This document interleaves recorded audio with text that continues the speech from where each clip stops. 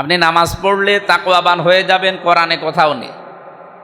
আপনি হজ করলে তাকওয়াবান হয়ে যাবেন, এ কথা কোরআনে নেই। আপনি যাকাত দিলে মুত্তাকি হয়ে যাবেন, কোরআনে আমরা পাইনি। কিন্তু রোজা রাখলে মানুষ মুত্তাকি হবে, এ কথা আল্লাহ নিজে জানিয়েছেন, লাআল্লাকুম তাত্তাকুন। যেন অনেক গুরুত্ব আছে। নবীজি বলেন, কেউ যদি রোজা রাখে রোজার মতো, আস-সাওমু লি ওয়া আনা আজজি বিহি ওয়া আনা উজজা বিহি। এটা যদিও হাদিস, কিন্তু এটা হাদিসে কুদসি, আল্লাহর কথা রসুলের মাধ্যমে আমরা পেয়েছি। এনডিএফ কুষ্টিয়া জেলা শাখার উদ্যোগে আয়োজিত সিয়ামের গুরুত্ব ও বদর দিবসের তাৎপর্য শীর্ষক আলোচনায় আজকের সম্মানিত সভাপতি জনাব ডক্টর আহসান হাবিব দামাত বারকাতুহুমুল আলিয়া, এখানে প্রধান অতিথি হিসাবে উপস্থিত আছেন মাননীয় জাতীয় সংসদ সদস্য কুষ্টিয়া 2 জননেতা জনাব আব্দুল গফুর। উপস্থিত হয়েছেন কুষ্টিয়া 4 মাননীয় জাতীয় সংসদ সদস্য জননেতা জনাব আফজাল হোসাইন। উপস্থিত হয়েছেন আমাদের শ্রদ্ধাভাজন উস্তাজ, বাংলাদেশ জামাত ইসলামী কুষ্টিয়া জেলা শাখার ভারপ্রাপ্ত আমির এবং এই অঞ্চলের আমাদের সম্মানিত অভিভাবক জনাব অধ্যক্ষ খন্দকার এ.কে.এম. আলী মহসিন স্যার।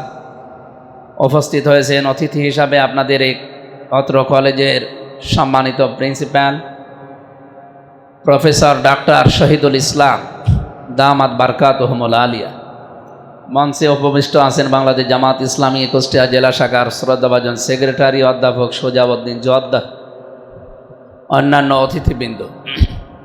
সামনে বসা প্রায় সব আমার বয়সের জ্ঞানে সব দিক থেকে বড় আমার প্রাণ প্রিয় ভাইরা, সম্মানিতা মা এবং বোনেরা। আমরা যে 2টা বিষয় এখানে লেখা আছে, অনেকগুলো কথা অল্প সময়ের ভেতর হল আমরা অলরেডি শুনেছি। বৈজ্ঞানিক দৃষ্টিকোণ থেকে রমজানের গুরুত্ব, রোজার গুরুত্ব শুনলাম। আমরা ইসলামের দৃষ্টিকোণ থেকে কয়েকটা কথা কোরআন এবং হাদিস অনুযায়ী শুনতে চাচ্ছি। সিয়াম, এটা 1 বছর পরে আমাদের কাছে এসেছে। শুধু কিছুদিন না খেয়ে থাকলাম, চলে গেল বিষয়টা, এই জন্যে না। সিয়াম আমাদেরকে আত্মসংযমী করার জন্যে, ধৈর্যশীল হওয়ার জন্যে, তাকওয়াবান করার জন্য এসেছি। আমরা কি ওই বিষয়গুলো এখনো অর্জন করতে পেরেছি? তাকওয়ার যে সমস্ত মিনিং, অর্থ, ব্যাখ্যা, বিশ্লেষণ, গত বছর এই জায়গায় আমি তাকওয়ার 4টা ব্যাখ্যা দিয়েছিলাম। আমার মনে হয় এখন প্রশ্ন করলে অনেকেই হয়তো আর বলতে পারবে না, অনেকেই তারা এখানে আছে। তাকওয়ার যে 4টা ব্যাখ্যা দিয়েছিলাম, তার 1 নম্বরে আল খাউফু মিনাল জালিল, 2 নম্বরে বলেছিলাম আল আমালু বিত তানজিল, 3 নম্বরে বলেছিলাম আল কিনাআতু বিল কলিল, 4 নম্বরে আল ইস্তি'দাদু বির রাহি লিল ইয়াউমির রাহি। এই 4টা বিষয়ের আলোচনা গত বছরে আমি 10 মিনিট মতো করেছিলাম। এই 4টা বিষয় কারো ভেতরে না থাকলে, শুধু আমার মতো জুব্বা গায়ে দিলে, বড় দাড়ি থাকলে তার ভেতরে তাকওয়া তৈরি হয় না।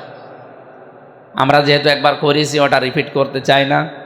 এবার আমরা নির্ধারিত একটা আয়াত পড়েছি এবং আপনারা যে সাবজেক্ট দিয়েছেন এর উপরে আল্লাহ রাব্বুল আলামিন সিয়ামের যে সমস্ত গুরুত্ব কোরআনে দিয়েছেন, কোনো ইবাদতের এত বেশি গুরুত্ব আমি কোরআন পড়াটা পড়ে পাইনি। আপনি নামাজ পড়লে তাকওয়াবান হয়ে যাবেন, কোরআনে কোথাও নেই। আপনি হজ করলে তাকওয়াবান হয়ে যাবেন, এ কথা কোরআনে নেই। আপনি যাকাত দিলে মুত্তাকি হয়ে যাবেন, কোরআনে আমরা পাইনি। কিন্তু রোজা রাখলে মানুষ মুত্তাকি হবে, এ কথা আল্লাহ নিজে জানিয়েছেন, লাআল্লাকুম তাত্তাকুন। যেন অনেক গুরুত্ব আছে। নবীজি বলেন, কেউ যদি রোজা রাখে রোজার মতো, আস-সাওমু লি ওয়া আনা আজজি বিহি ওয়া আনা উজজা বিহি। এটা যদিও হাদিস, কিন্তু এটা হাদিসে কুদসি, আল্লাহর কথা রসুলের মাধ্যমে আমরা পেয়েছি। বিশ্বনবী জানিয়েছেন যে আল্লাহ আমাকে এ কথা বলতে বললেন, কেউ যদি রোজা রাখে, এই রোজার পুরস্কার আমি আল্লাহ নিজের হাতে দেব, অথবা আমি নিজেই এর পুরস্কার হয়ে যাব। সুবহানাল্লাহি ওয়া বিহামদিহি।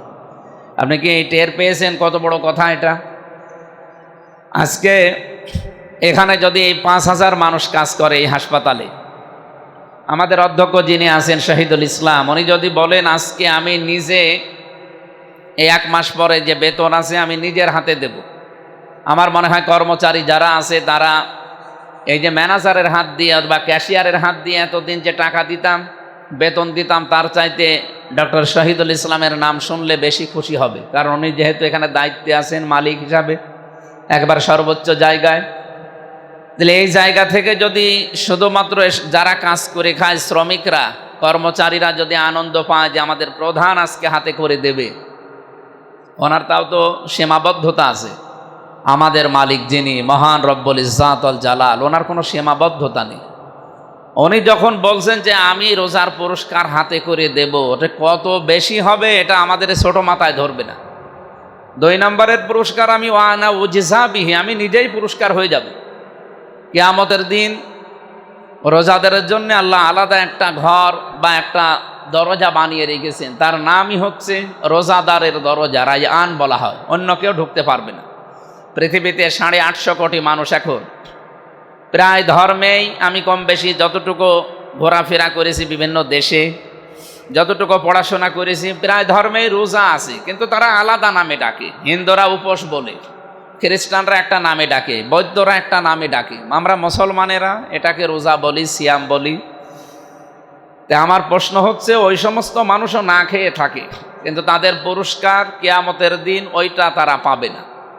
কিন্তু আমরা যারা মুসলিম, এই 175 কোটি মুসলিম, আমরা যদি সত্যি রোজাকে রোজার মতো মানে নিয়ে যেতে পারি, আল্লাহ যেহেতু জানিয়েছেন যে আমি নিজেই পুরস্কার হয়ে যাব, সুতরাং আমাদের উচিত দুনিয়ার এই জীবনে যেই কয়দিন হায়াতে রোজা পাই, আমার এখন 34 বছর, আমি যদি 12 বছর থেকে রোজা রাখা আরম্ভ করি, তাহলে এই যে কয় বছর রোজা পেয়েছি, প্রত্যেকটা রমজান আমাকে উপরে তুলে দেওয়ার কথা ছিল।